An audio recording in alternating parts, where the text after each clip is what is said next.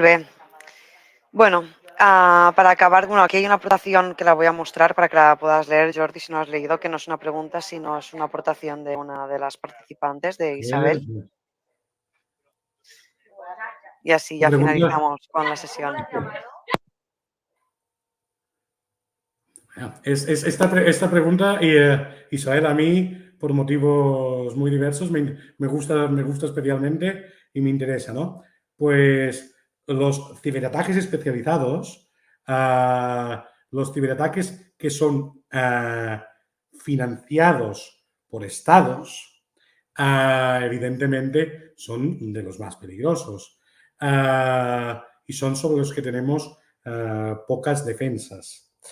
Yo con eso solo quiero responder una cosa y no entraré en detalles, que tengo experiencia de ciberataques en los cuales estados participan, ¿no? Solo diré una cosa. La gente se preocupa de que Microsoft les pille. La gente se preocupa de que Amazon o Google les pille. Les debería dar más miedo los estados, el estado, que no las grandes corporaciones. Las grandes corporaciones se las vende como grandes monstruos, pero normalmente tienen intereses comerciales. Quieren venderme perfumes y quieren venderme productos mil.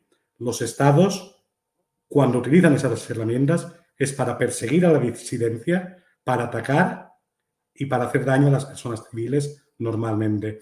Por tanto, estamos en pañales, es verdad. El Estado está en pañales, como dices ahí, atacando a infraestructuras críticas, pero la población también está en pañales. La población también está en pañales contra dos estados que utilizan indebidamente herramientas de inteligencia artificial para perseguir a la disidencia, para perseguir a la población civil. Pero ahí dejo la respuesta. Muchísimas gracias, Jordi.